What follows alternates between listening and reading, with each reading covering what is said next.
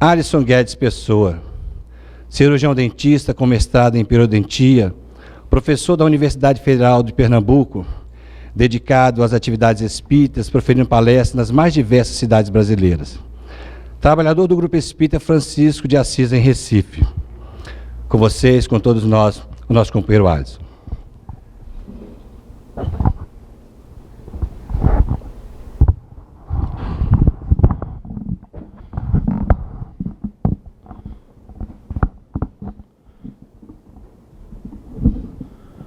Votos cordiais de saúde e paz a todos.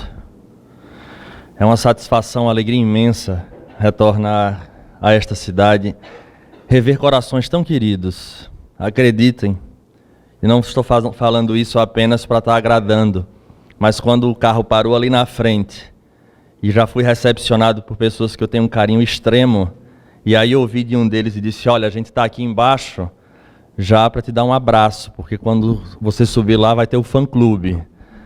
É lógico que não existe isso de fã-clube, mas em outras palavras dizendo que há os amigos que nós vamos formando ao longo do tempo. E então parecia que eu estava vindo falar a primeira vez, né? Deu aquele friozinho na barriga, não pela palestra, mas pelo reencontro. E aí, obviamente, a gente aproveita para extrapolar esse raciocínio e pensar de alguma forma naqueles nossos amigos que já partiram, qual não será a emoção de reencontrar os parentes, os amigos que antecederam a grande viagem que nós iremos fazer. Então, de coração, é um prazer imenso, uma alegria de podermos nos reencontrar e que a vida nos proporcione outros grandes momentos, até que possamos, vitoriosos, nos reencontrarmos nos planos da espiritualidade. As tradições esotéricas, as determinadas culturas de determinados povos e todas praticamente religiões falam desta realidade dos tempos que são chegados. Todas elas trazem, às vezes de maneira subliminar, aquela ideia de que haverá um momento em que a Terra há de passar por uma grande transformação. Poucas, podemos dizer que apenas a doutrina espírita, de maneira tão clara, vem nos trazer de forma a não gerar pânico no coração de muitos, porque frequentemente há aqueles que esperam que a Terra venha entrar num processo do seu final, no famoso apocalipse, de tal forma que as pessoas ficam numa expectativa a uns, enquanto outros temem verdadeiramente pelos fenômenos que ocorrem em todo o planeta. No entanto, a doutrina espírita, de maneira muito clara, nos traz a ideia daquilo que a natureza já nos mostra, porque a natureza nada se perde, nada se cria, tudo se transforma. E que se nós olharmos para o próprio passado da história, não só da humanidade como sociedade, mas num primeiro momento guardando as nossas atenções para a grande estrutura geológica ou geográfica que é o planeta Terra, nós iremos perceber lá atrás todas as transformações que naturalmente a Terra vem passando. Desde aqueles períodos pré-históricos, onde as placas tectônicas se movimentavam, formando a grande Pangeia que todos nós conhecemos. E a partir dali, obviamente, a chegada daqueles espíritos ainda primitivos, num processo evolutivo natural, onde muitos cientistas adentraram por estes capítulos, desvendando, obviamente, desvinculados do conhecimento espiritual, mas que se nos apresentam de maneira muito clara, e quando nós escutamos estes cientistas, em nenhum momento nós nos espantamos. Mas ainda assim, sabendo que é um processo e um fenômeno natural, esta lei que a doutrina espírita chama de lei de destruição, porque é necessário destruir para reformar. Porque não é uma destruição como sinônimo de aniquilamento, mas de aperfeiçoamento. Mas é fácil nós observarmos isso num contexto da nossa geografia. Mas quando nós entramos em contato com um fenômeno morte, que é um fenômeno que é tão marcante para nós, até muitos de nós espíritas que já estamos acostumados sobre a vida verdadeira, quando falamos da ideia da transformação, da destruição e destes tempos que são chegados, nós ficamos ali estremecidos interiormente, como se fosse um momento pontual. E este Deus apresenta-se como o Deus dos exércitos, o Deus completamente distinto daquele que Jesus e que a doutrina espírita resgata de maneira tão clara. E obviamente, como falávamos, a doutrina nos traz de maneira límpida apresentando-nos um horizonte, mas ao mesmo tempo nos fala que este processo de transformação no qual a Terra passa atinge-nos diretamente, porque ela agora sobe na escala dos mundos. E neste momento em que ela sobe a escala dos mundos, faz-se necessário que aqueles que vivem nesta estrutura chamado planeta Terra no momento, precisam estar atentos para que estes fenômenos, agora não mais os terremotos e os maremotos físicos, mas sim que os terremotos e os maremotos interiores não venham a nos prejudicar de tal forma que não tenhamos mais condições de subir esta escala evolutiva junto com o planeta. De tal forma que espíritos superiores falam que para muitos de nós é uma das últimas oportunidades que estamos tendo de vivenciar o planeta Terra nesta característica de provas e expiações. Portanto, precisamos compreender urgentemente que tempos são esses, para que venhamos a organizar este universo interno e consigamos a chancela espiritual para adentrar a este mundo de regeneração que virá mais adiante. Para que fique fácil o entendimento, quando temos a curiosidade ou a possibilidade de adentrarmos às Escrituras e aos livros adjuntos da doutrina espírita, um dos mais famosos e, obviamente, ainda um grande clássico da doutrina é o livro Nosso Lar. Aqui há estudiosos, e eis às vezes os problemas, porque às vezes nós estudamos tanto, aprofundamos tanto, divagamos tanto, que esquecemos do princípio, porque é nos princípios que existem verdadeiramente a base que há de nos nortear de maneira tão clara. Vamos perceber uma atitude de um André Luiz muito parecida com a atitude de muitos de nós. Quando nós lemos a figura, a personalidade daquele homem destacado em sociedade, e ele faz aquela transmutação pelo processo biológico natural da morte, esperando que ele adentre a um estágio diferente, ele apresenta-se ali colado ao lodo, o que nos chama muito a atenção, porque quando é relatado a parte da vida encarnada dele, a gente para um primeiro momento de reflexão e diz: Pai Celeste, o que ele faz eu faço pior. Para onde eu vou? É a primeira pergunta. E ali começa a abrir um horizonte diferente, e aquele mundo espiritual se nos apresenta, mas com detalhes que vale a pena a releitura.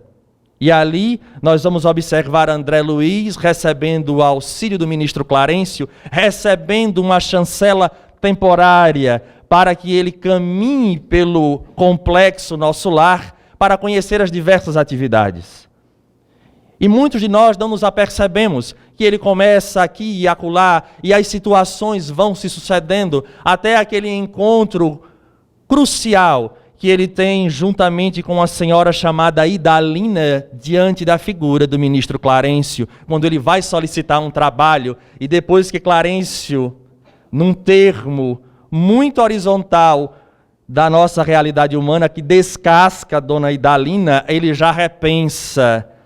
Como bom brasileiro que é, ele disse: bem, não adianta eu falar em querer ser médico aqui em cima, é melhor eu repensar essa história. E no momento em que ele vai falar, ele diz ao ministro: não, eu gostaria apenas de um trabalho, seja ele qual for. E o ministro então, obviamente pela experiência que trazia, diz a ele: André, pela experiência que trago ao longo do tempo, eu consigo perceber intenções e ler entre linhas.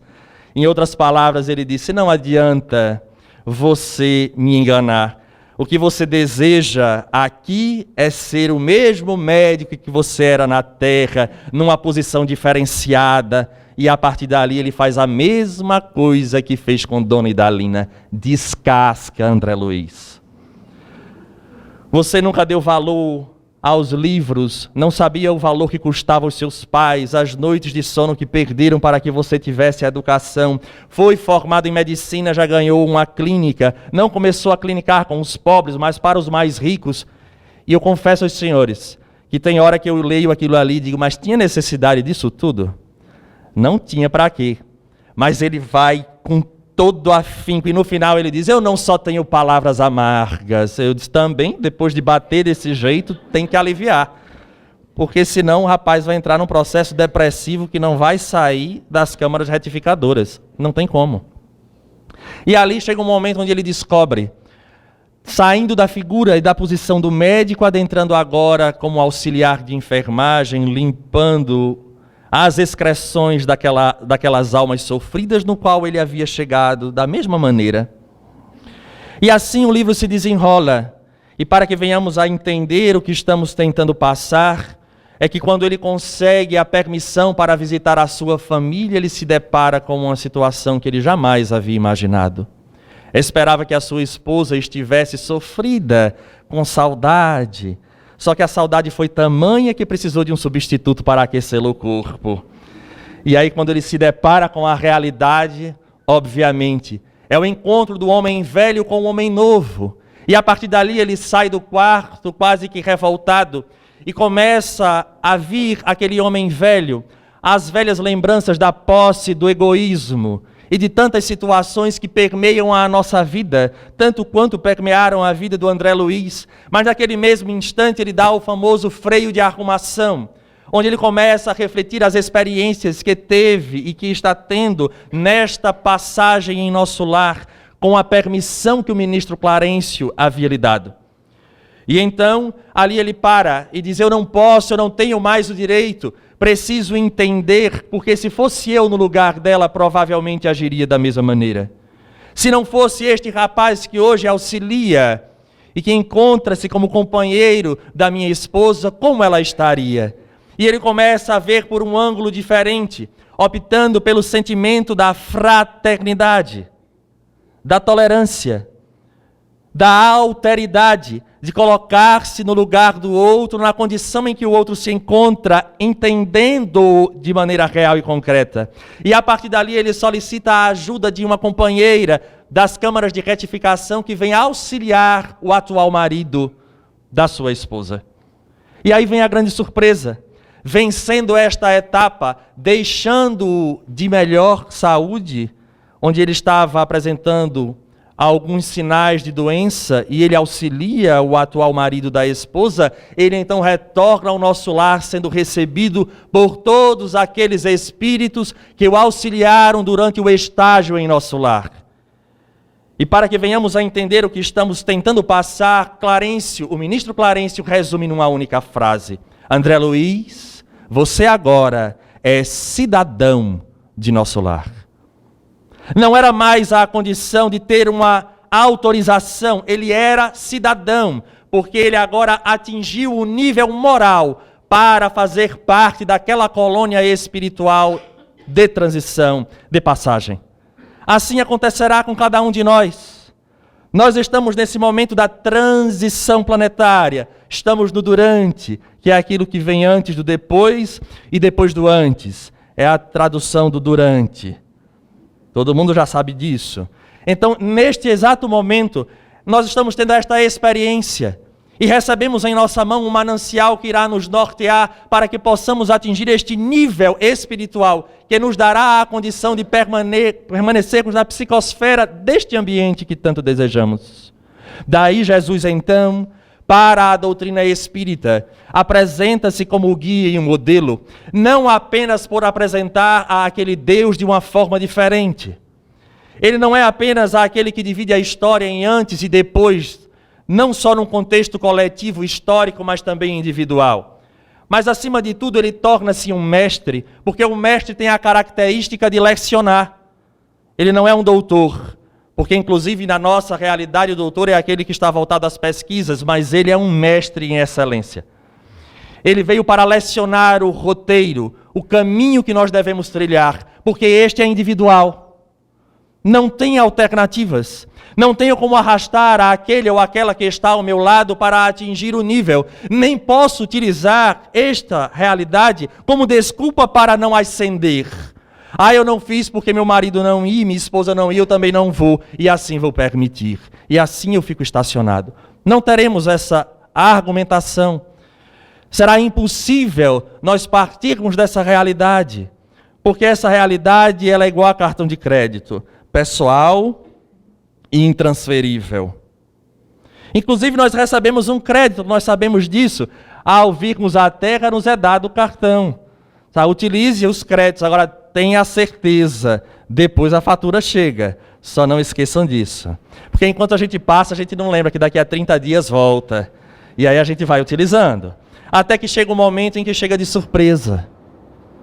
E aí nós teremos que responder à consciência. E a doutrina espírita, então, resgatando aquela figura, não o mitológico, mas o Cristo em essência, nos convoca a esta reflexão, porque nos convida a termos uma fé raciocinada e entendermos que tempos são esses chegados, que é o tempo da transformação desse planeta. E nenhuma transformação em a natureza dá saltos. Ela caminha paulatina, porém constantemente. Então o homem é convidado a assim agir. Mas é preciso o roteiro. E aí, quem é o nosso roteiro? Jesus de Nazaré. Mas Alisson, em que momento ele falou dessa realidade dos tempos que chegariam? Primeiro vamos analisar como ele fazia, porque a pedagogia no qual Jesus nos trazia era completamente distinta daquela que nós temos como tradição religiosa. É interessante porque aqui todos nós somos espíritos já milenares. Podem acreditar, não tem ninguém aqui saído da mão do Criador há pouco tempo. Temos já uma herança bastante extensa de outras experiências que tivemos.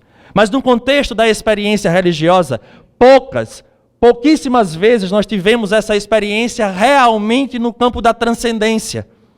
Porque o próprio Jesus, ele tinha uma religião instituída. Jesus era judeu. Veio no seio de uma religião extremamente tradicional e exigente na condição dos cultos exteriores, das ritualísticas. E é interessante que chega em determinado momento que ele rompe com estes rituais. E agora dizia a todo mundo que veio separar o joio do trigo, de apresentar verdadeiramente a lei, fazendo-a cumprir, e não simplesmente para derrogá-la ou criar qualquer outro tipo de problema. Então ele começa a mostrar qual a realidade e a figura do verdadeiro cristão. Porque, obviamente, ele traz para nós esta estruturação de um comportamento crístico, sendo ele judeu. E é por isso que causou tanto transtorno. Porque as pessoas esperavam aquele libertador, mas ele vem falar de uma realidade distinta, de nada a ver com cultos externos e obediência àqueles que se diziam representantes de Deus. Não era obrigado a obedecer determinadas regras, porque o que valia era o sentimento, era a vivência, era a fé. E a partir dali ele começa a trazer 1000 situações àquele povo que se choca, quando numa realidade em que se falava de olho por olho e dente por dente, ele nos falava sobre a possibilidade da vivência do amor. Convidando-nos ao perdão, num período em que as pessoas não conseguiam sequer pensar, talvez nem conhecer esta palavra, porque o próprio Deus trazia a representatividade da vingança, porque assim acontecia e aconteceria aos inimigos, segundo a crença que eles carregavam. No entanto, causa todo um processo que vem gerar todas as situações que nós conhecemos no Evangelho, e vai chegar ao final, levando ao Gólgota. No entanto, em uma dessas conversas que ele teve junto aos apóstolos no templo, ele adentra a um segundo momento chamado de sermão, porque quando falamos em sermão, a nossa ideia imediatamente é a síntese das suas lições, que se encontra no Sermão do Monte. E gostaríamos de fazer o convite a todos presentes a ler o Sermão do Monte, agora a ler de verdade, porque tem muita gente que acha que o Sermão do Monte são as bem-aventuranças, e não são. O Sermão do Monte inicia com as bem-aventuranças, como um fenômeno divocativo, chamando aquele povo que estava ao redor dele, sedento. É necessário a identificação. Se quando nós aqui trouxermos alguém que seja de outra religião, mas verdadeiramente convicto, talvez ele não sinta interesse porque ele não se identifica fazendo parte desta coletividade. Jesus, então, precisava chamar a atenção daquele povo que o procurava. E ele começa cantando as bem-aventuranças para dizer que a cada um deles que ali estava fazia parte da lista. Bem-aventurados os pobres em espírito, bem-aventurados os aflitos.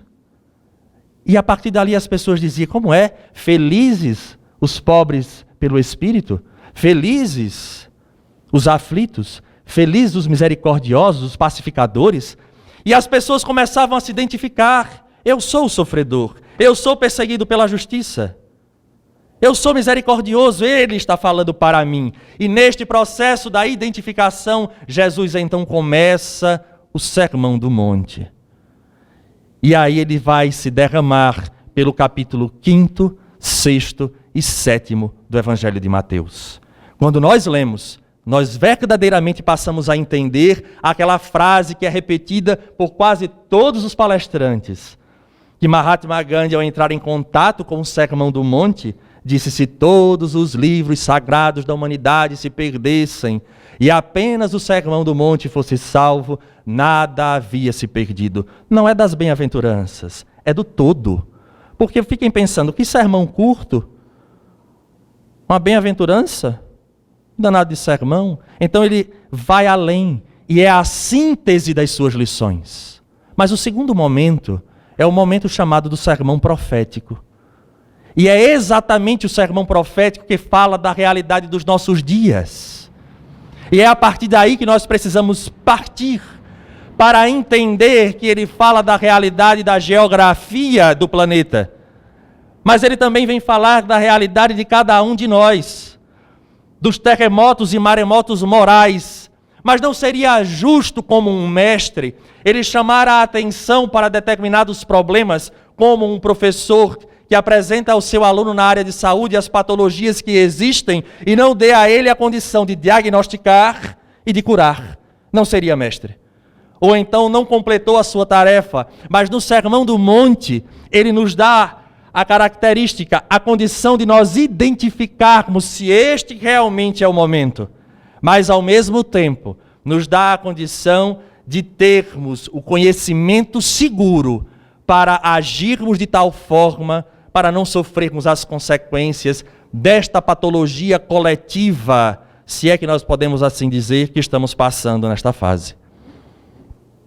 E no Sermão do Monte, ele vai nos chamando a atenção. Vede, ele já começa assim, que ninguém vos engane. Dizendo aos apóstolos, vede, que ninguém vos engane. Muitos se levantarão e dirão, eu sou o Cristo, e enganarão a muitos. Hoje acontece? Será que isso acontece? E ouvirão falar em guerra e relatos de guerra. Olhai, mas não se desespereis. É necessário que assim seja. Haverá luta e conflito, nação contra nação, reino contra reino. Haverá terremotos, haverá fome. Pai Celeste, Alisson, ele diz isso tudo, está lá. Parece que ele está fazendo uma leitura deste exato momento que nós estamos passando. E lá adiante ele vai além e diz, haverá fome e terremoto, pois serão levantados falsos cristos e falsos profetas. Ele retorna a dizer isso e diz assim, de sorte a enganar, se possível, até os escolhidos. É uma frase de um impacto muito forte. Até os escolhidos poderão ser enganados. Façamos então uma análise e uma reflexão verdadeira de que momento nós estamos passando. Quando nós olhamos para a geografia do planeta, nós já ouvimos tsunamis, terremotos, fome. Tudo isso está acontecendo. E nós percebemos de maneira clara, mas nesse discurso ele diz assim, mas não se desespereis, pois ainda não é o fim. São as dores de parto. É o início das dores de parto. Quão feliz, se bem que é uma ousadia minha muito grande, né? Quão feliz foi Jesus. Estou ousado, hein? Deixar mais um tempo aqui, eu volto levitando, ou volitando. Só espero não ser desencarnado, né? Mas... E ele coloca, o que seriam as dores de parto? Obviamente eu não vou dizer aos senhores que eu sei o que é, porque não tem como, a biologia não permite. E também se permitisse eu não teria a mínima coragem, vale salientar. Porque se não fossem as mulheres para ter esse perfil de coragem de enfrentar isso, a humanidade estaria extinta, dependesse dos homens. Mas é engraçado que o parto, ele, por mais doloroso, preocupante que seja, ao final ele faz com que aquele fenômeno que surge apague tudo de ruim que aconteceu. Aqui há mulheres que tiveram essa participação junto ao Criador, são co-criadoras junto ao Pai. E passaram os 9 meses como médiuns carregando um espírito. E às vezes as mulheres não lembram disso. Toda mulher grávida ela é uma médium, porque há um espírito junto a ela, e ela vai carregar este espírito durante os 9 meses.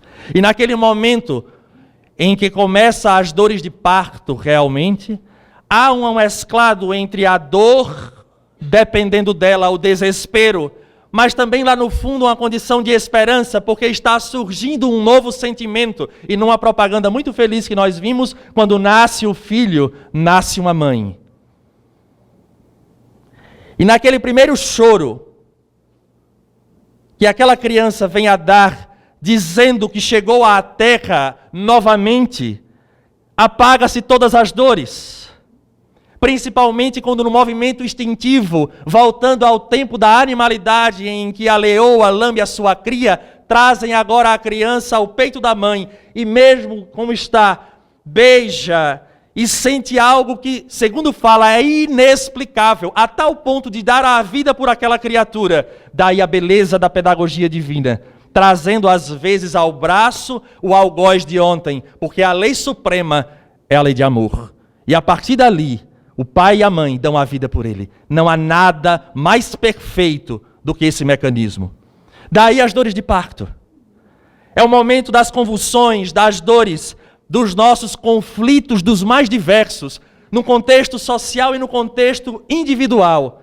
Mas depois destas dores de parto, passado o momento do grande conflito, haverá sim a bonança, porque assim é a lei. Agora é necessário que nós façamos por onde? É o momento da força que se coloca no ventre para se atingir o momento clímax e a partir dali chegarmos a um estado de equilíbrio. E Jesus nos fala. Daí nós começamos a dizer que no contexto terra esses fenômenos são reais. Mas e quanto às nossas individualidades? Nós chegamos nestes momentos, o que podemos falar e refletir sobre esses tempos que nos são chegados agora, não mais para um contexto coletivo, mas que tal falarmos para o contexto da individualidade do ser? Podemos dizer que faz tempo, ou não temos contato com essa realidade de a humanidade encontrar-se num processo tão conflituoso como hoje. Os grandes paradoxos da nossa vida, que todos nós conhecemos. Viajamos para o espaço, olhamos para este horizonte infinito, mas não conseguimos perceber a dor no outro, a não ser que este outro venha através de uma mídia. Porque quando aconteceu o que aconteceu na França, e não agora, naquele jornal, naquele período, o mundo parou para ovacionar, para dar os pêsames ao povo francês. Mas em nenhum momento para ver o povo da África, que morre de fome, as crianças. Que os mesmos grupos terroristas também matam lá, mas não mexem conosco. É um paradoxo. O mesmo sangue que corre em nossas veias e no povo francês também corre ali na África. Mas nós somos seletivos até no sentir. Lembro-me de assalto da figura de Chico Xavier quando chorava pela sua cunhada, que agora apresentava-se com problemas psiquiátricos e estava internada. E ele cuidando do filho, pois o seu irmão havia desencarnado, e ele ali estava exaurido e começou a chorar. E Emmanuel apresenta-se para Chico. O que houve, Chico? Por que você está chorando? Eu estou chorando por causa da minha cunhada. E o que foi que aconteceu com ela? Ela está tendo um surto e está internada aqui no manicômio. Mas isso não é motivo para você chorar. Como não? Meu irmão desencarnou, que era o marido dela. Ela surtou e o filho tem problema mental e quem está cuidando sou eu. Coitadinha, dentro do manicômio. Ela disse, é engraçado, eu não consigo entender você. Você tinha tantos irmãos e irmãos lá dentro durante esse tempo inteiro e eu nunca vi você derramando uma lágrima por conta deles. Só porque ela foi para lá. E a partir dali, obviamente, ele se ajusta, né? Tem que limpar, obrigatoriamente, é uma obrigação moral agora de limpar, porque se ele fala da realidade de que Deus é pai e todo mundo é irmão, ele estava repleto de irmão lá, ó, lá dentro. E ele nunca derramou uma lágrima. Mas é um momento coletivo esse nosso. Aí nós falamos de cura.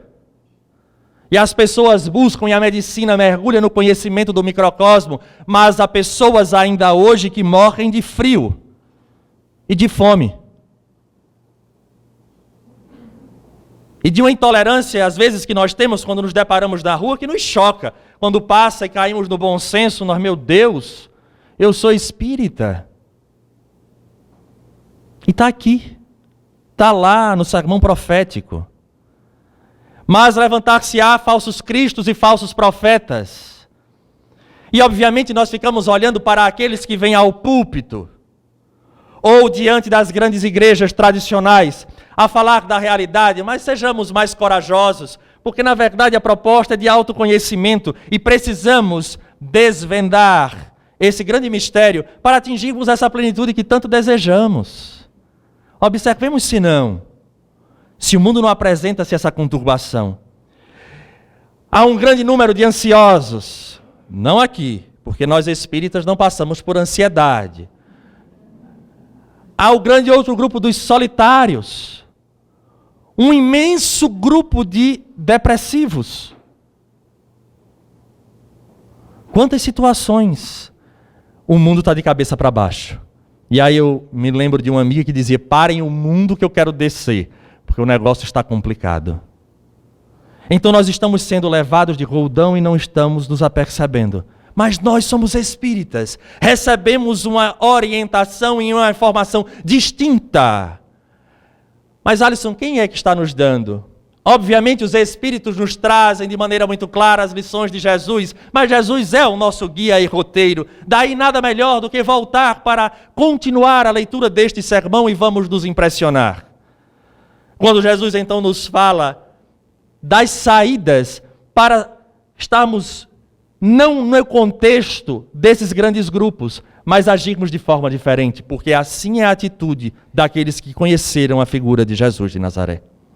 Não adianta adentrar esta casa, como tantas outras aqui de Vitória, nem lá de Recife, se nós não começarmos a fazer este movimento interior, porque senão serão as mesmas experiências milenares que temos de vivência de uma religião extremamente distante da religiosidade, para recebermos como herança aquela experiência que André Luiz nos trouxe em nosso lar. E o que é que Jesus nos fala? Está no sermão profético. Na conversa que ele tem com os apóstolos ao sair do templo, trazendo o sermão profético, ele dá continuidade.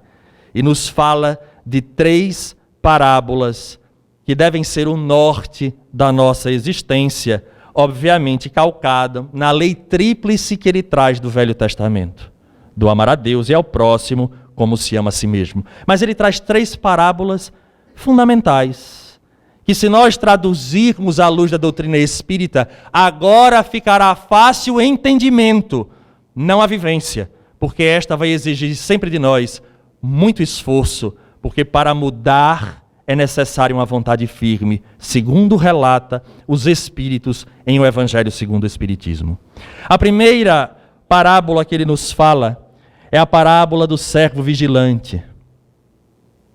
É a primeira delas. Para nós fazermos diferença neste momento destes tempos que chegaram. A parábola do servo vigilante. E aí nós vamos lembrar que ele já nos falava anteriormente, vigiai e orai. E o servo vigilante? É aquele que estará, obviamente, recebendo do Senhor a responsabilidade, para quando chegar de uma hora para outra, se ele estiver vigilante, ele não terá problema algum. Caso contrário, ele será jogado junto aos hipócritas, onde haverá prantos e ranger de dentes. Quando eu escuto o ranger de dentes, eu confesso aos senhores que eu fico muito feliz, porque André Luiz é médico, é cheio de profissão na espiritualidade. Eu disse, meu Deus, será que alguém tem dor de dente na espiritualidade? Eu, como dentista, fico preocupado se eu teria alguma função. Aí, quando eu escuto isso, onde haverá prantos e ranger de dentes, eu disse, estou em salvação. Pelo menos eu vou ter trabalho. Não sei aonde, mas que eu vou ter, vou, porque vai ter gente com bruxismo, vai ter gente com dente fraturado, vai ser uma festa. Eu digo, pronto, então o que eu estou aprendendo vai ter utilidade. Mas olha lá, o cego vigilante é esse. E aí a primeira pergunta que devemos fazer, a doutrina espírita é uma doutrina de reeducação, mas só se reeduca quando a gente enxerga. Enquanto a gente não enxergar o que a gente anda fazendo, não haverá mudança. Acredito que aqui haja espíritas que vão e têm a condição de olhar para trás e dizer, meu pai, como eu mudei. Eu ainda não estou lá, mas também não estou cá. Não estou estacionado. E isso é sinal de que nós só mudamos porque nós enxergamos. E a doutrina é esta proposta que Santo Agostinho nos faz. Conhece-te a ti mesmo, um sábio da antiguidade Evolú disse. Então este momento é um momento de reflexão coletiva e ao mesmo tempo que traga para a individualidade de cada um, para perceber que esses tempos já chegaram. Estamos sendo vigilantes. Em outra palavra, poderíamos desencarnar hoje, coletivamente, todo mundo, e chegarmos do lado de lá tranquilos e em paz. Ai, Alisson, eu posso desencarnar assim, agora. Quem quer ir? Está saindo um ônibusinho daqui a pouco. Não? Frequentemente nós sabemos que, inclusive, está repleto de espíritos, né? Que vem assistir. Quem quiser ir na caravana já pode aproveitar. Não? Então tá. Por que será? E essa parábola do cego vigilante é isso. Ele disse que o Senhor chega de surpresa.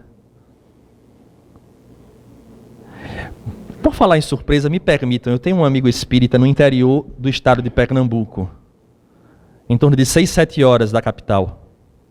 E aí, ele raramente fala comigo, frequentemente questões profissionais, aí ele mandou uma mensagem para mim essa semana. Mais ou menos bom dia. Começou assim. Aí ele fez, Alisson, eu tive um sonho há 2 dias atrás que me deixou muito preocupado. Eu sonhei, eu vi a preparação de um desencarne. Alisson, será que eu estou sendo preparado para desencarnar? Ele está assim, em pânico. Eu confesso aos senhores que eu tive uma vontade muito grande. Ele disse, rapaz, eu não queria te contar, mas isso é o que frequentemente acontece. Mas aí eu pensei, ele é pai, tem 2 crianças, um casal, vai que ele numa dessa tem um infarto e realmente desencarna. Aí eu digo, não, olha, dificilmente eles vão lhe preparar dessa forma. Não se preocupe que não é assim. Já imaginou quem estivesse próximo tinha um sonho, ia ter todo mundo dizer, eita, eu sonhei, estou presto aí, viu? Tchau, gente, vamos lá, vou falar com todo mundo. Isso não existe, fique tranquilo. Mas a primeira pergunta que temos que fazer é essa. Estamos sendo vigilantes? E a vigilância não está em relação a obedecer, a ir à casa espírita, a receber o passe, a tomar a água magnetizada, a fazer o evangelho no lar, porque estas são atitudes importantes, mas não são essas que irão transformar o ser, que nos darão o passaporte. A pergunta é, nós estamos sendo vigilantes quanto aos nossos pensamentos e atitudes, ou será que estamos sendo levados tanto quanto que a sociedade nos coloca? Sociedade esta, não só num contexto lá de fora, mas dentro, inclusive, das nossas vivências religiosas. E quem seria aquele que nos representa como o guia para vermos? Porque para comparar é necessário um ponto de referência. E os Espíritos nos falam, Jesus. Mas em que momento nós poderíamos perceber essa realidade do Jesus vigilante? Porque nós conhecemos o Jesus fraterno, o médico de almas, o grande terapeuta dos espíritos. Mas onde ele apresenta-se como o vigilante? No momento que todos nós conhecemos, mas às vezes não conseguimos fazer a leitura do fato que ele narra, que o Evangelho narra sobre este aspecto. Várias vezes já tivemos aqui e usamos esta passagem. Mas talvez agora iremos repetir, mas por um ângulo distinto, quando aquela mulher for arremessada a seus pés. Prestemos atenção na atitude de Jesus. Nós passamos por este contexto cotidianamente e não nos apercebemos. Alisson, você vai me desculpar, mas não tem nenhuma adúltera no meu pé. Mas a questão do adulterar não é só homem e mulher, vai além disso. Quando aqueles homens trouxeram e ele escutou a balbúrdia ao longe, jogaram-na aos seus pés e disseram, Senhor, esta mulher fora pega em flagrante adultério. Moisés manda que a apedrejemos. Tu o que dizes? Vou traduzir para os tempos de hoje. Joga aos pés de Jesus. Ó Jesus, foi pega traindo.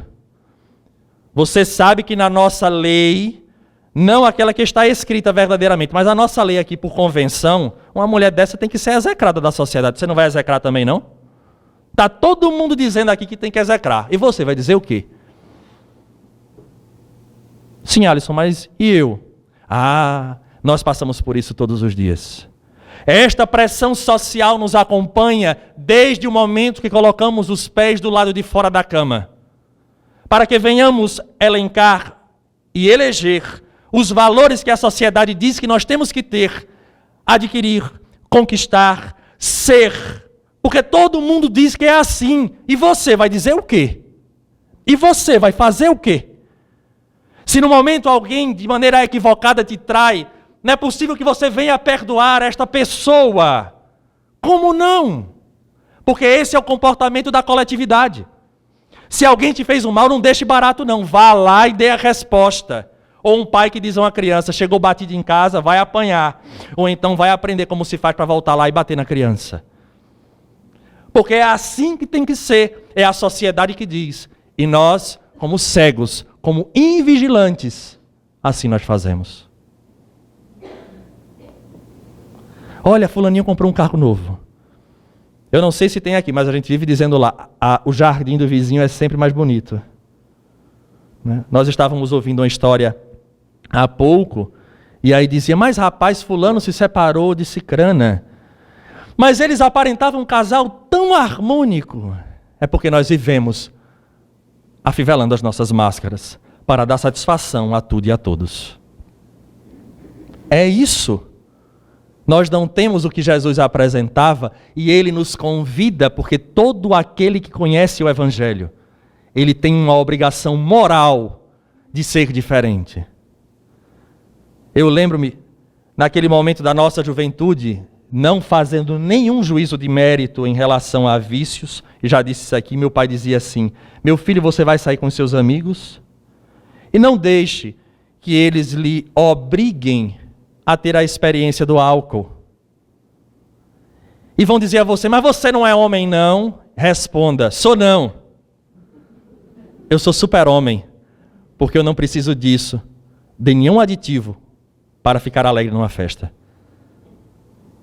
E ele dizia isso, eu tenho isso gravado na minha mente como se fosse hoje. Repito, não estou fazendo nenhum juízo de mérito de que uma pessoa que bebe, o que não bebe, que presta, o que não presta. Não é isso, só estou dando realmente um exemplo. Porque é uma relação à bebida. Em outro momento será o entorpecente, em outro momento será a calúnia, em outro momento será a inimizade, em outro momento. Tem pessoas que jogam fora as suas amizades e esquecem de um histórico inteiro. Em nome de quê? Chega um terceiro na relação e diz assim, olha fulano, fulaninho chegou e contou e disse isso de você. E você que convive com a pessoa já há 10, 15, 20 anos, você dá ouvido àquela pessoa que chegou, que talvez esteja jogando a famosa semente da discórdia, e você vai dar total credibilidade a esta pessoa e jogar fora 10, 15, 20, 30 anos de convivência. É a mesma coisa. Esta mulher foi pega em flagrante adultério. Moisés manda que apedrejemos. Tu o que dizes? Os espíritos são muito felizes quando nos falam que a lei divina se encontra na consciência. Seria o momento de nós mergulharmos nesta consciência, tirar tudo aquilo que é transitório, porque daqui nós nada levaremos, a não ser as nossas heranças morais, atitudes, experiências, o que nos fará colocar na condição de espíritos felizes ou infelizes. É o momento de parar, de dar o mesmo freio de arrumação que André Luiz deu naquele momento e refletir. Será que eu estou sendo autêntico? Aquela autenticidade que teve Jesus de Nazaré quando se voltou para o grande grupo, abaixa-se, escreve as atitudes que cada um daqueles tinha e disse, o que estivesse em pecado, atire a primeira pedra. Ele foi autêntico. Ele não estava preocupado com o que as pessoas iriam falar, porque ele era um ser, obviamente, um homem integral. mas nós estamos neste caminho. Nós já recebemos o manancial e é o primeiro aviso que ele nos dá. O servo vigilante. Nós estamos vigilantes quanto a estas nossas atitudes, de não seguirmos a grande massa, de não estarmos preocupados com isso, ou ainda temos que dar tantas satisfações? E aí surge uma segunda figura, que seria a segunda parábola das virgens, no qual há 10 virgens, 5 que eram prudentes e outras 5 virgens imprudentes, que saíram em busca de encontrar com o seu noivo. As 5 prudentes levaram óleo suficiente para manter a lamparina acesa, e as outras 5 não levaram a reserva. Esperaram, e o noivo não apareceu, adormeceram, e a lamparina ali. Até que a comitiva do noivo despontou, e disse, lá vem o noivo, corre todo mundo. E mulher então... Jesus não quis colocar isso à sua época, porque se ele fosse detalhista, ele dizia, e se prepare, porque é blush, é rímel, é batom, é preenchimento, tem de tudo. Só o tempo que passou para arrumar, para receber o noivo, a gente fica imaginando. E aí foi lá. Neste ínterim, 5 perceberam que o óleo ia acabar. E aí voltaram-se para as outras 5 prudentes e disseram, me empresta o óleo da tua lamparina. E ela só, desculpa aí, mas a gente é mulher, e mulher é mulher. Você sabe como funciona, né? Não trouxe, já era. Vou atrás do noivo. Não aconteceria entre as espíritas, mas naquela época não tinha espiritismo. E então, elas se encontram com o noivo, vão para o local indicado, as portas se fecham. E as tidas como as virgens loucas ou imprudentes não adentram mais ao recinto. Para completar o entendimento. Quem seriam as virgens? Todos nós. A figura das virgens somos todos nós que acreditamos na figura do noivo, que é Jesus de Nazaré. Mas ao longo do tempo, nós saímos em busca deste encontro com este Cristo que não chega. Cada um com a sua lamparina e com a sua própria luz. E com o próprio óleo, conquistado com o suor desta renovação do ser. Mas há aqueles que ficam buscando a luz alheia. É quando solicita o óleo do outro, porque o outro é mais importante, o outro é mais bonito, o outro é aquele que devo seguir, e nós estamos vivendo uma realidade nestes tempos, principalmente destas redes sociais, onde seguimos todo mundo e queremos a mesma roupa, queremos os mesmos adereços, queremos as mesmas atitudes, queremos as mesmas possibilidades. E apresenta-se então a figura de muitos de nós. Será que nós estamos sendo vigilantes também nesta realidade? Porque é nesse momento em que vamos ter o relembrar do sermão profético, quando ele nos fala que muitos falsos cristos se levantarão e até os escolhidos correrão o risco de caírem. E aí vale para a nossa doutrina. Doutrina esta que tem a responsabilidade de aclarar as consciências e acabar com a parte mística que ainda vige em nosso contexto social. Porque, lamentavelmente, ainda há espíritas que estão preocupados com a forma e não com o conteúdo. Permitam-me até a ousadia de esperar determinadas pessoas que têm a responsabilidade de divulgar a doutrina e fazem, na verdade, um grande show, tornando-se um showman. E esquecem do conteúdo, e as pessoas embaixo vão bater palma, mas quando espreme, onde está Jesus? Onde está o Evangelho? Porque é um grande equívoco. São as almas que retornam na responsabilidade de agora divulgar de maneira coerente e estão caindo na condição do orgulho e da vaidade. Porque não há hierarquia na doutrina. Não se idolatra nenhum trabalhador, porque aquele que fala é mais um trabalhador desta grande seara, que é a seara do Mestre. Ele não é ele é mais um. E às vezes na alegria, na impulsividade, na falta de vigilância, alimenta o ego e prepara-se a queda. Ou então pessoas que trazem agora extremas e inúmeras novidades à doutrina. São os falsos cristos. Mas você só fala de evangelho, alguém sofre porque não resolve uma equação de terceiro grau? Você está depressivo? Tô. Você está depressivo por quê? Porque eu não resolvo uma equação de terceiro grau. Se fosse por isso, eu já não estava aqui há muito tempo, porque até pesadelo com matemática eu tenho, ainda hoje. Fico pensando o que é que eu fiz nesse passado em relação à matemática. Deve ter sido reprovado, porque eu ainda sonho com isso, pesadelo. Mas observe-se não, as pessoas sofrem por isso, por sentimento. Daí o evangelho é a terapêutica segura. E é isso que precisamos entender. Não é uma doutrina que vai falar agora de OVNI, que puxa para falar de outra realidade. Manuel Filomeno de Miranda nos traz um grande presente. Como sempre, o livro chamado Perturbações Espirituais. Fica o convite para que todos estudem. Todos, de todas as casas, estudar o que ele fala. Porque já que às vezes os palestrantes falam e dizem assim, essa é a opinião dele, é porque ele é xiita. Acreditem que de vez em quando a gente recebe esse nome. É muito... Parece um trem, anda na linha. E eu disse, falar em trem e Vitória é complicado, porque tudo é trem. Vitória e Minas Gerais, né? Esse trem de palestra, esse trem de... Tudo é trem, eu acho o máximo. Muito bacana. Mas observe-se não. E aí Manuel Filomeno de Miranda diz que há grupos de espíritos inferiores que sofreram no passado por conta destes cristãos sem Cristo. Que mataram, que massacraram em nome do Cordeiro e esqueceram da lição principal, que é a da fraternidade. E eles juraram que iriam acabar com todo o movimento. Só que eles iriam fazer diferente.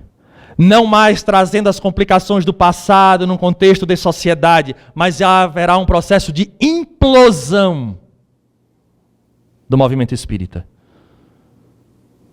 Mexendo nas bases, de tal forma que muitos invigilantes irão entrar nesta sintonia, falsos cristos, falsos profetas.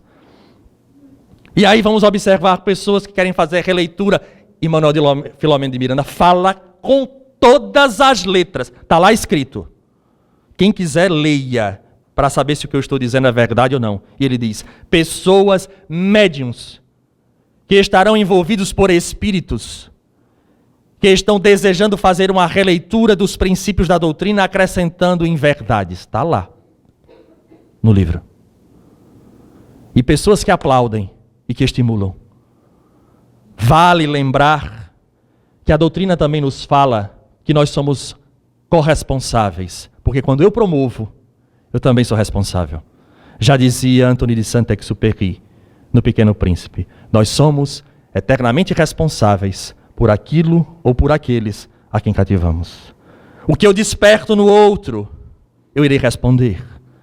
Daí uma casa espírita, trabalhadores sérios, que estão sintonizados, não devem permitir que determinadas situações surjam, porque é necessário a vigilância, é necessário esta lâmpada que clareia, mesmo que venha a encandear os olhos de muitos. Mas haverá um momento em que chegará a condição do equilíbrio e passarão a enxergar, porque nenhuma ovelha no redil se perderá, porque é a lei, mas não pode, por conta destes, arrastar todo um grupo para viver uma realidade completamente distinta daquela que a doutrina espírita nos fala. Será que nós estamos verdadeiramente com o nosso óleo em dia? Será que nós estamos prudentes suficientemente nestes tempos, onde tudo é possível e permitido? Porque nós estamos vivendo um tempo de total permissividade. Como se não houvesse lei de causa e efeito, e a doutrina espírita, trazida por alguns, torna-se incipiente, perdendo a sua essência, que é de esclarecer e dar à pessoa a condição de utilizar-se do mais alta herança que o Espírito recebe, chamada livre-arbítrio.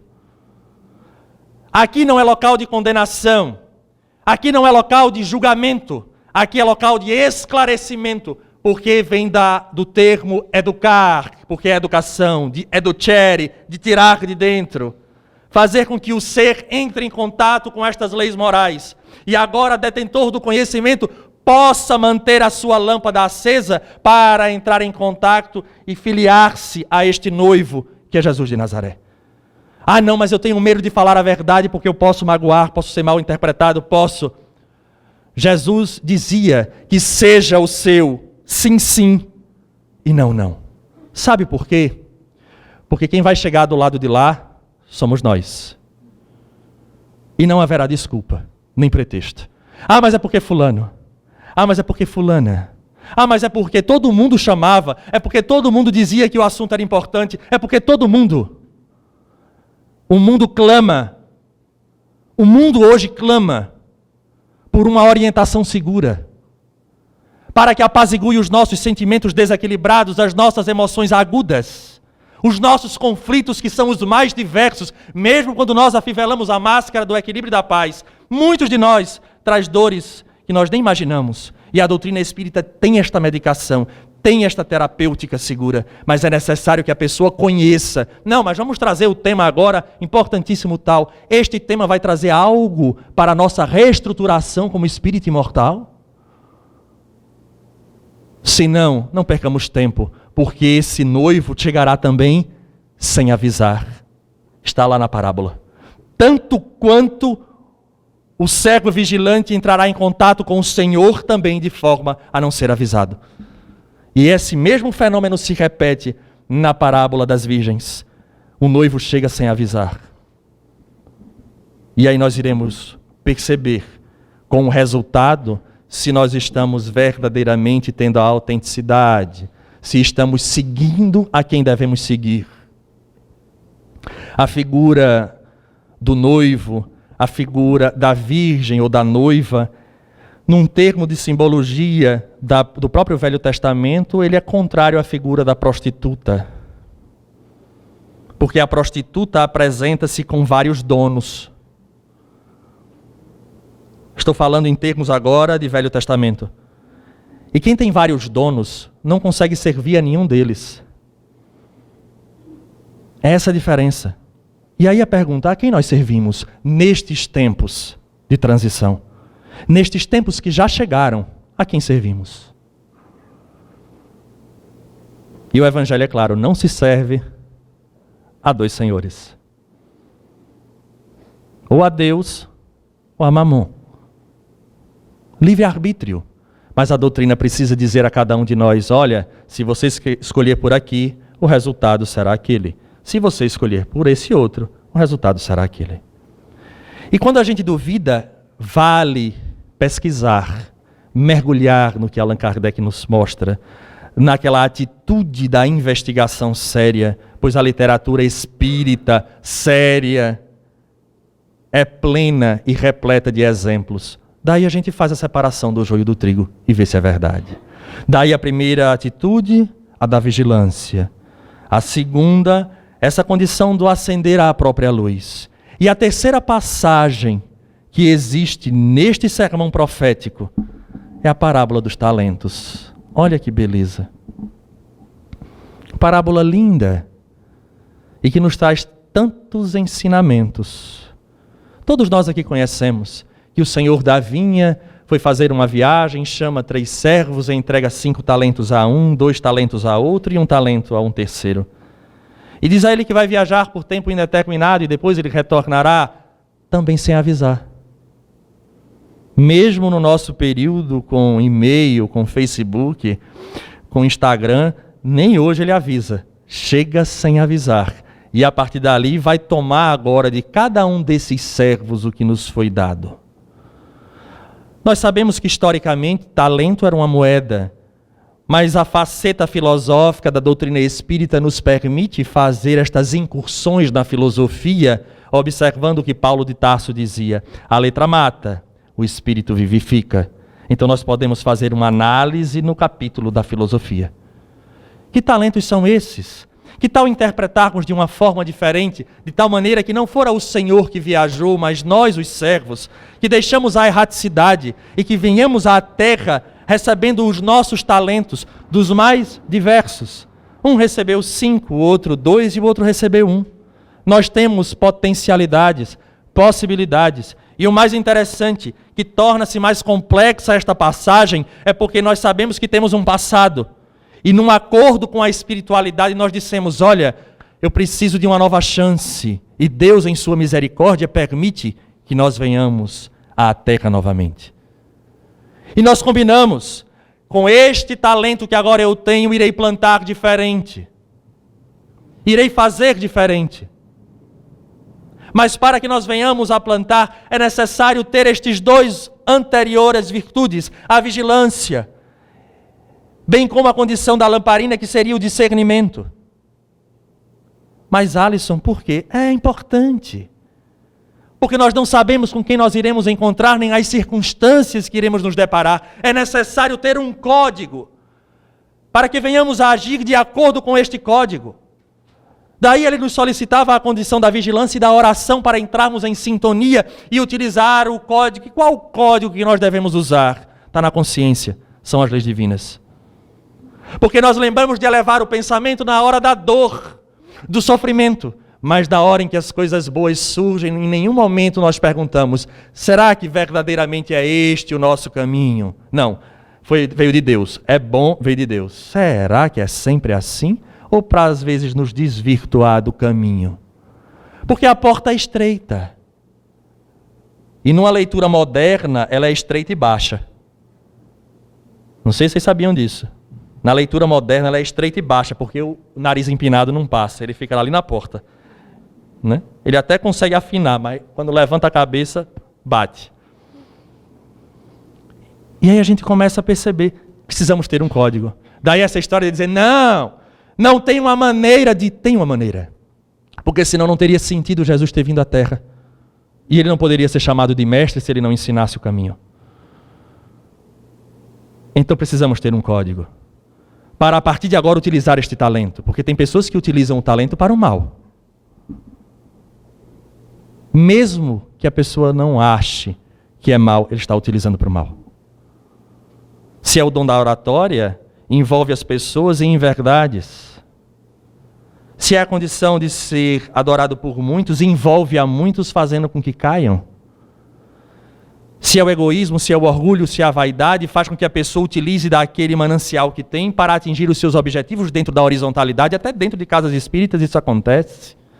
Como se houvesse uma hierarquia para representar lá em cima e dizer, olha, eu fui passista, eu fui médium.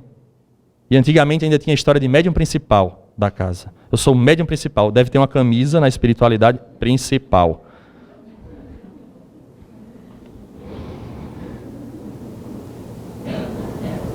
E aí a mesma pergunta que nós fizemos, se estamos sendo vigilantes, vale a pergunta. Se o Senhor voltar, quando nós voltarmos para ter este contato com este Senhor interno que é a consciência, como devolveremos esses nossos talentos? 5 foi nos dado e 5 a gente dá de retorno? 10 ao todo? Recebemos 2 e devolveremos 4? Ou será que com o medo iremos enterrar? Que medo é esse? Nós já paramos para pensar que medo é esse? Vale uma reflexão. O medo de sermos diferentes. O medo de sermos espíritas. Porque eu já ouvi de pessoas, olha, ser espírita dentro do centro espírita é uma coisa, agora do lado de fora, se eu for espírita, eu sou devorado ou pisado pelas pessoas. Então nós não atingimos ainda o nível do entendimento do que é ser um espírita.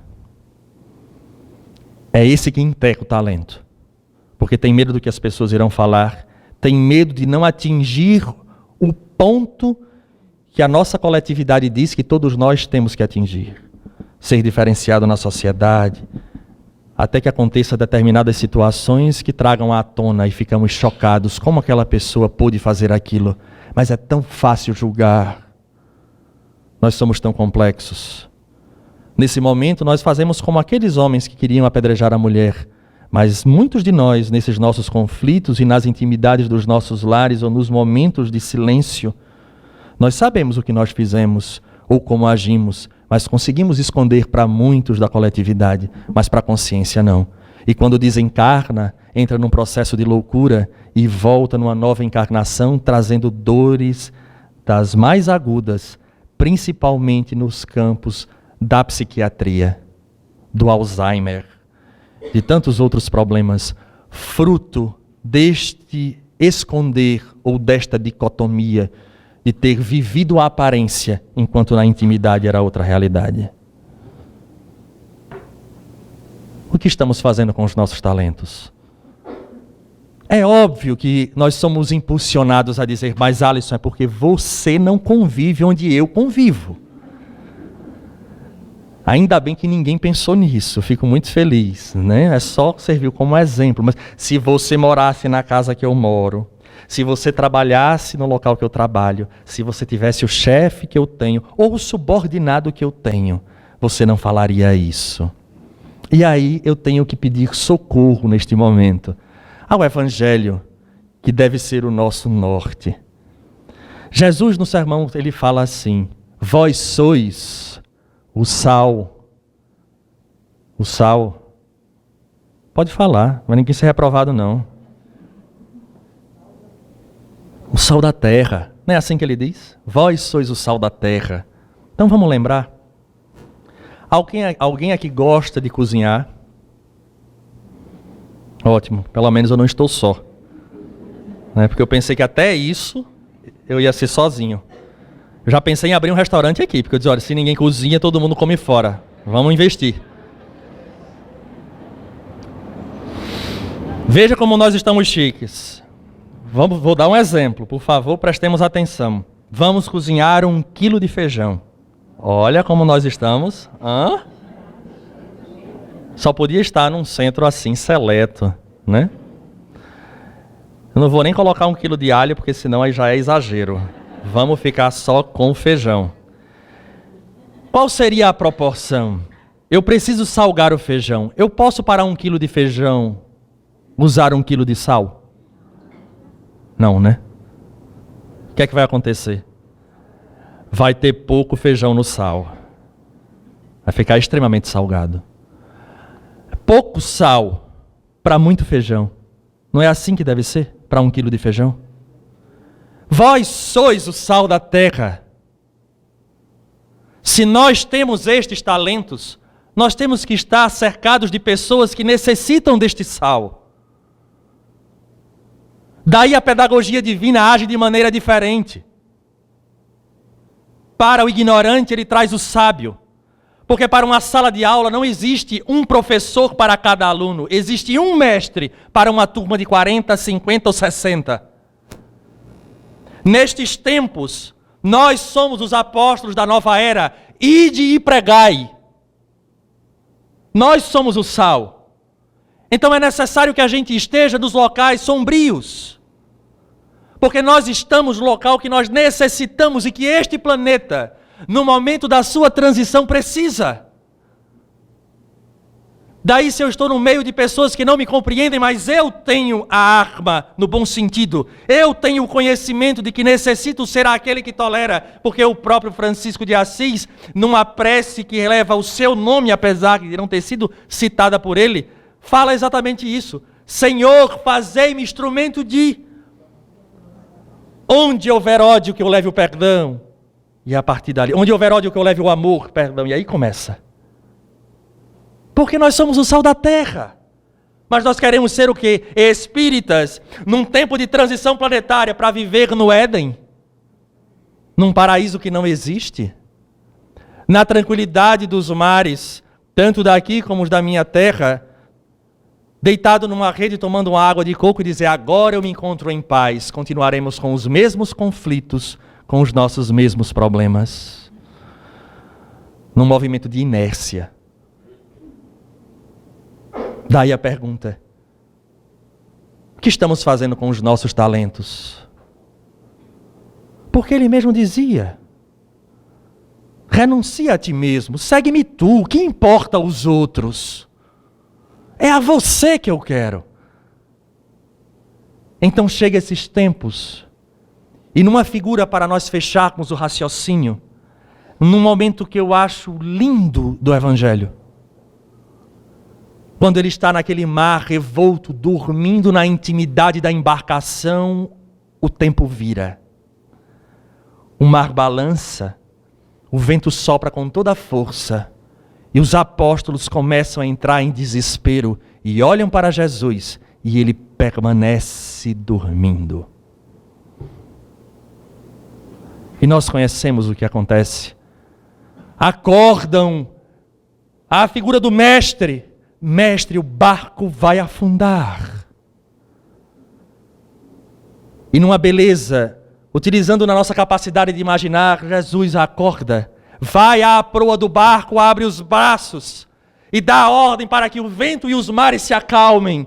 E aqueles apóstolos perguntam: quem é este que até os ventos e os mares o obedecem? Assim somos nós, que recebemos a doutrina espírita e que conhecemos este Jesus, porque o barco é o nosso corpo, é a nossa experiência material. Os apóstolos é o conhecimento que faz com que nós venhamos a adentrar a intimidade de cada um de nós e despertar aquele Cristo que está dormindo. E diga: Senhor, os conflitos do mundo farão com que o barco afunde. É o nosso momento dos precipícios, das dores, dos desafios, dos conflitos, dos medos. E a partir do momento em que estudamos, entendemos e temos a fé raciocinada, despertamos este Cristo para que vá à proa, à frente da nossa embarcação, abra os braços e dê a ordem, dando-nos, obviamente, a responsabilidade de tê-lo em nossa intimidade para acordar. Daí, nestes tempos de transição que nós estamos vivendo, recebemos a doutrina dos Espíritos, que faz com que esse Cristo interno nasça, amadureça e espere de nós apenas a coragem de despertá-lo para fazermos a diferença, porque ontem entravam nos circos romanos cantando hosanas às alturas por poder provar a fé que tinham, e agora, nestes tempos de transição, não temos mais os circos, mas temos um mundo convidativo, um mundo das ilusões, que é tão arriscado quanto aquele. E é o momento que temos de voltar para a intimidade, sermos vigilantes, trazermos a nossa lamparina, utilizarmos os talentos que nos foram dados para despertarmos este Cristo interno, para que os mares revoltos da nossa existência entrem num processo de total pacificação. A responsabilidade é única e exclusiva nossa. Temos este Cristo que nos espera despertá-lo para vivermos conforme a sua crença. Que tenhamos a coragem de utilizar do conhecimento e agirmos como os verdadeiros apóstolos da nova era. Os tempos são chegados, mas todos nós estamos preparados para passar por ele. Basta coragem e vontade firme e a fé raciocinada. Aos irmãos desta casa, um forte abraço. Votos sinceros de saúde e paz.